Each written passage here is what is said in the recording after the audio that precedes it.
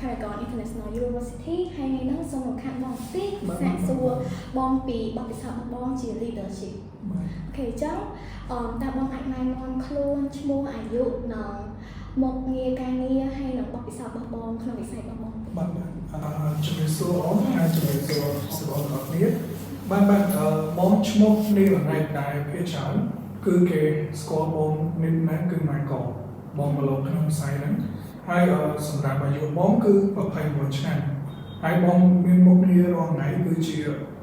អ្នកគ្រប់គ្រងនៅសាលា SNS Inspire Architecture ហើយក៏យើងមានក្រុមគូប្លង់បូករួមថែមទៀតដែរ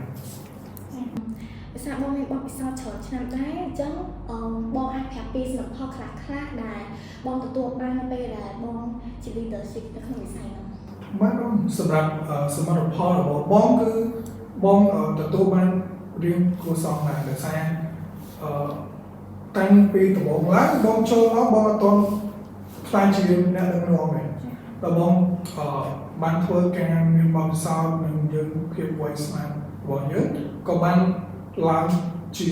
អ្នកគ្រប់គ្រងរបស់ខាងសាលា SNS ហើយមួយទៀតក៏យើងមានគម្រោងសាងសង់ឬ restore នៅកំពង់សោមហើយក៏ផ្នែកហ្នឹងអញ្ចឹងក្នុងនាមជា leader ម្នាក់តើបងមានវិធីសាស្ត្របែបណាក្នុងការជំរុញនិងលើកទឹកចិត្តក្រុមការងាររបស់បងវាថាដើម្បីទទួលបានសមិទ្ធផលទាំងអស់ហ្នឹងបាទជាទូទៅសម្រាប់ការលើកទឹកចិត្តរបស់ក្នុងការ teamwork គឺទី1យើងត្រូវការយកចិត្តទុកដាក់សម្រាប់ពួកគាត់ហើយយើងផ្ដល់ពេលវេលាឲ្យគាត់ជាក់លាក់បាទយើងកុំដាក់សម្ពាធទៅលើពួកគាត់មានន័យថាយើងមានពេល relax មានពេលឲ្យគាត់ធ្វើការដើម្បីឲ្យគាត់មានកម្លាំងចិត្តក្នុងការធ្វើការរបស់យើងធ្វើជា leader អញ្ចឹងវាតែងតែមានបញ្ហាមកច្រើនហើយអញ្ចឹងបញ្ហាទូទៅទាំងអស់ហ្នឹងតើបងជួបវារបៀបម៉េចខ្លះហើយបងដោះស្រាយបញ្ហាអស់ហ្នឹងដោយរបៀបម៉េចជាទូទៅបញ្ហាវាតែងតែមានសម្រាប់មិនថាយើងជាបុគ្គលិកឬក៏យើងជាអ្នកគ្រប់គ្រងប៉ុន្តែយើងទីមួយយើងត្រូវមានភាពវៃឆ្លាតក្នុងការដោះស្រាយបញ្ហាហ្នឹងមានន័យថា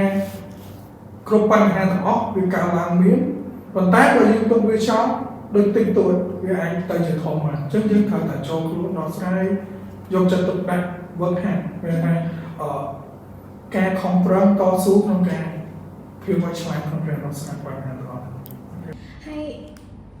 បញ្ហាក្រៅក៏យើងមានបញ្ហាក្នុង snow របស់យើងក៏មានដែរវាថាក្នុង team របស់យើងអញ្ចឹងណាអញ្ចឹងពេលដែលវាថាក្នុង team បងមានបញ្ហាវាថាតោះតែងគ្នាចម្រូងចម្រាសគ្នាអញ្ចឹងទៅក្នុងនាមជា leader ម្នាក់តើបងដោះស្រាយបញ្ហាអស់ហ្នឹងវារបៀបម៉េចយើងជាទូទៅយើងព្យាយាមហៅពួកគាត់មកសម្រួលគ្នាសួរនាំពីបញ្ហាថាពួកគាត់មានបញ្ហាអីយើងព្យាយាមចូលខ្លួនដោះស្រាយទៅដើម្បីកុំឲ្យការធ្វើការមួយគ្នាទៅមានភាពចម្រុងចម្រើនគ្នាដើម្បីកន្លែងការងារនឹងវាល្អអញ្ចឹងវាថា stress សម្រាប់បងត្រូវសង្ខេបជាទូទៅ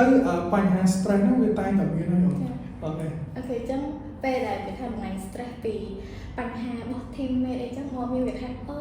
ថាវាថាឲ្យ team របស់បងអីចឹងអត់ណាជាទូទៅសម្រាប់កន្លែងការងារមួយយើងអាចទៅយកអារម្មណ៍យកមកប្រើការទៅកន្លែងការងារមកយើងត្រូវចេះគ្រប់គ្រងខ្លួនឯងអញ្ចឹងជាចុងក្រោយតើវាថាបងអាចចែកម្លែកបទពិសោធន៍ជា leadership របស់បងហ្នឹងមកញ៉ាំពួកខ្ញុំដែលកំពុងត្រូវការជាសិស្សនិស្សិតខ្លះបាទសម្រាប់អនឡាញធ្វើជាអ្នកដឹកនាំយើងត្រូវទីមួយគឺគ្រប់គ្រងខ្លួនឯងរបស់អាហ្នឹងគឺសំខាន់ណាស់ហើយមួយទៀតគឺ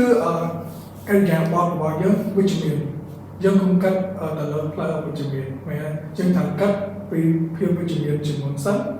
ហើយមួយទៀតគឺការតស៊ូក្នុងការធ្វើការ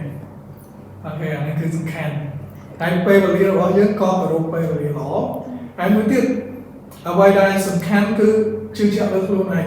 បើយើងបណ្ឌិតនាំគេយើងអត់ជឿជាក់លើខ្លួនឯងនឹងដឹកនាំកើតទេហើយអូខេ